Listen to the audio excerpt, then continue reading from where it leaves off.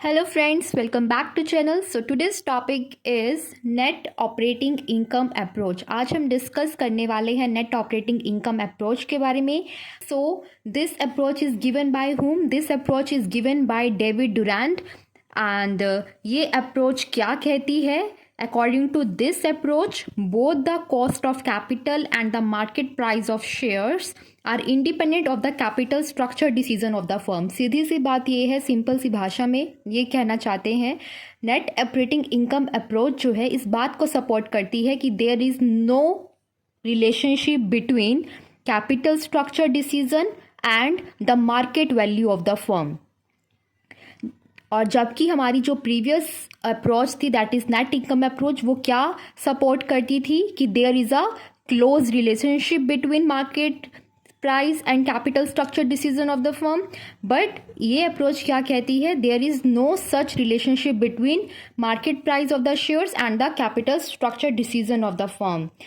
सो इस अप्रोच की क्या मेजर एजम्पशंस हैं वो अब हम आगे देखते हैं. सबसे पहले एजम्पशन गिवन है that cost of debt is lower than the cost of equity. कि जो कॉस्ट ऑफ डेट है वो क्या है? वो कम है कॉस्ट ऑफ इक्विटी से.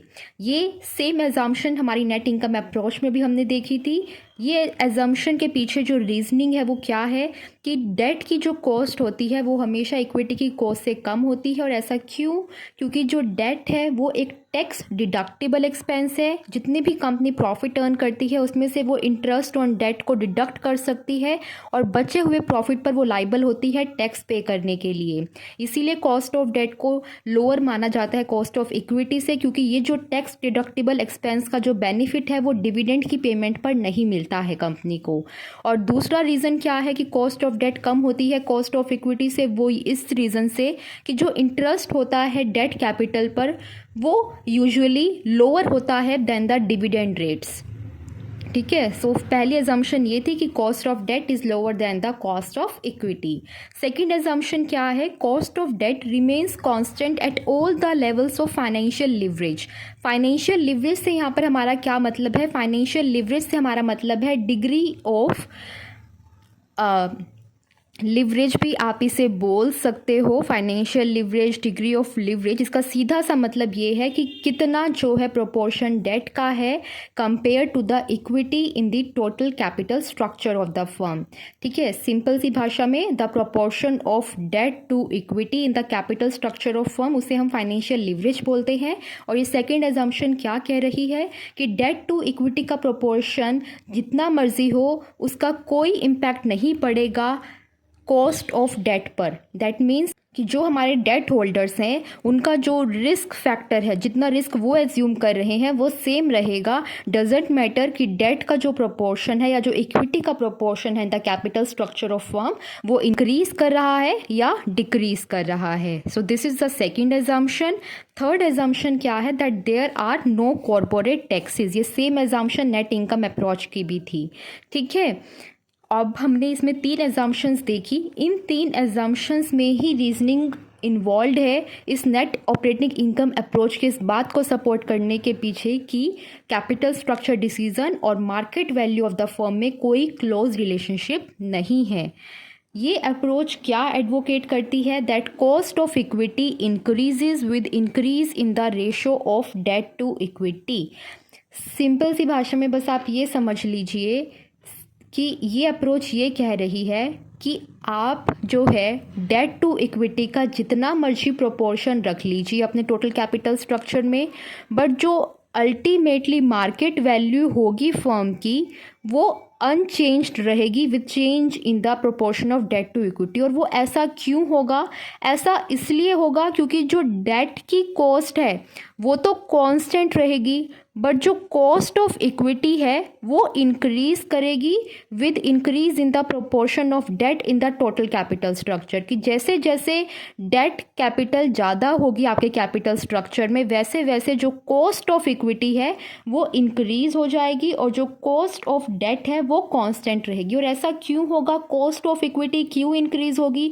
क्यों हमारे शेयर होल्डर्स ज़्यादा रिटर्न एक्सपेक्ट करेंगे from the company with increase in the proportion of debt debt in the capital structure? ऐसा इसलिए होगा क्योंकि जब डेट का प्रोपोर्शन इंक्रीज होगा इन the capital structure of firm, तो उससे क्या इम्पैक्ट होगा कि जो रिस्क एजम्पशन है हमारे शेयर होल्डर्स की वो इंक्रीज़ हो जाएगी। वो ज़्यादा रिस्क जो है एज्यूम करेंगे क्योंकि उन्हें दिख रहा है कि जो डेट का प्रोपोर्शन है वो कंपनी ने ज़्यादा कर दिया है कैपिटल स्ट्रक्चर में, और जब डेट का प्रोपोर्शन ज़्यादा होगा तो मतलब रिस्क भी ज़्यादा होगा, क्योंकि कंपनी के ऊपर ये लाइबिलिटी होती है, ये मैंडेटरी होता है एक फर्म के लिए कि वो एक फिक्स्ड रेट ऑफ इंटरेस्ट से डेट होल्डर्स को इंटरेस्ट की पेमेंट करे। और अगर वो ऐसा नहीं कर पाती है किसी फाइनेंशियल ईयर में तो उसके बहुत ही नेगेटिव इम्प्लीकेशन कंपनी को देखने पड़ सकते हैं, क्योंकि डेट होल्डर्स के पास सारे राइट होते हैं कि अगर किसी टाइम पर उन्हें अपनी जो पेमेंट है इंटरेस्ट की नहीं मिली तो वो क्या कर सकते हैं, कंपनी के अगेंस्ट जो है कोर्ट में जाकर केस फाइल कर सकते हैं। ठीक है, तो उन सारे रिस्क की वजह से जो डेट कैपिटल का प्रोपोर्शन इंक्रीज करने पर होते हैं, उसी को कंपनसेट करने के लिए इक्विटी होल्डर्स जो है ज़्यादा रिटर्न एक्सपेक्ट करते हैं फ्रॉम द कंपनी।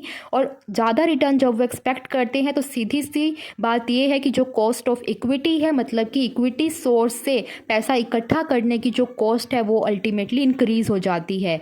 तो यहाँ पर क्या हुआ कि कॉस्ट ऑफ डेट तो सेम रह रही है जब डेट प्रोपोर्शन इंक्रीज हो रहा है कैपिटल स्ट्रक्चर में, but cost of equity increase हो रही है।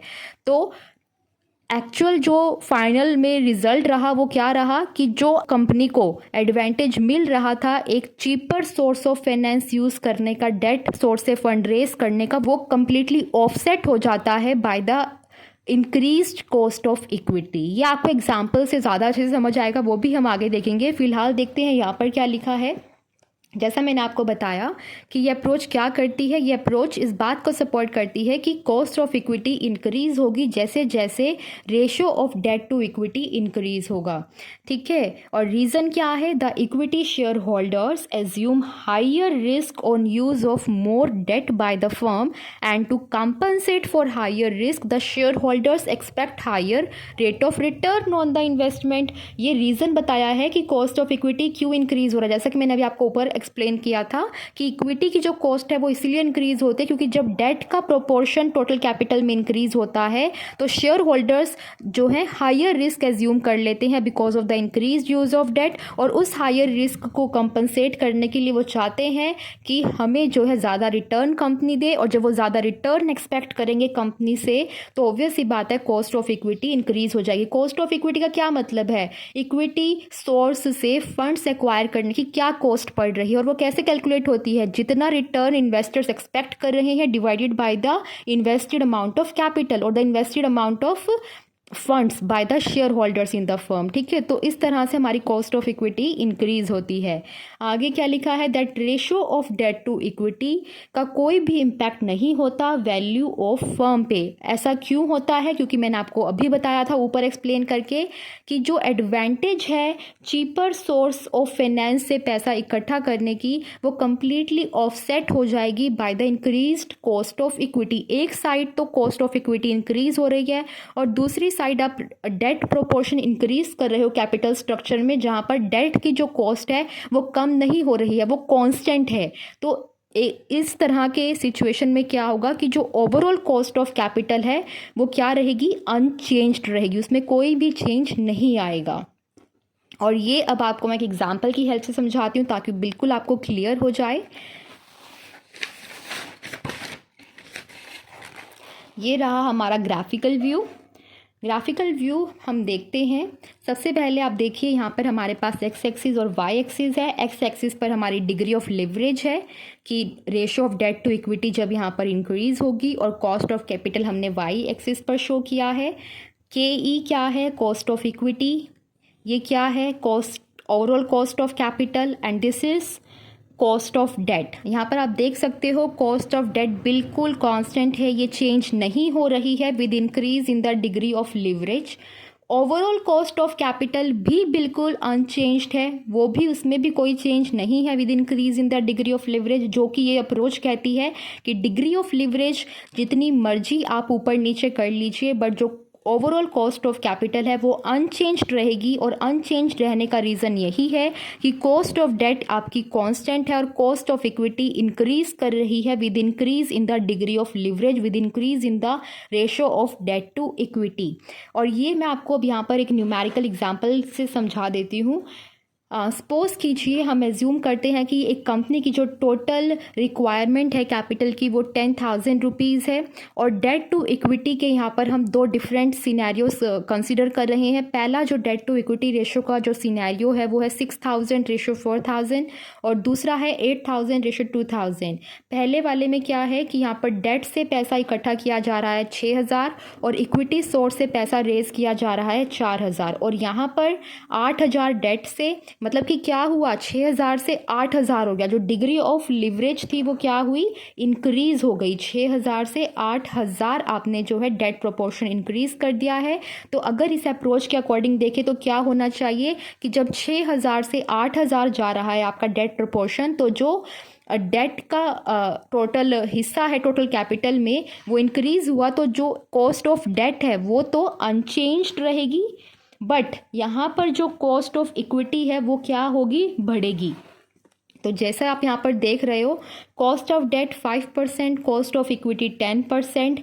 इस वाले सिनेरियो में cost of debt unchanged 5%, but cost of equity increased from 10% to 15%। अब हम इसका जो है टोटल कैपिटल के फॉर्म में अगर निकालें तो 6,000 into 5%, 300 cost of debt capital, और कॉस्ट ऑफ इक्विटी कैपिटल 4,000 जो हमने रेज किया from the equity source, into कितना रिटर्न वो एक्सपेक्ट कर रहे हैं 10%, तो कॉस्ट ऑफ इक्विटी कैपिटल कितनी हुई 400। तो 300 प्लस 400 टोटल कितना हुआ 700 हमारे पास आ गई ओवरऑल कॉस्ट ऑफ कैपिटल।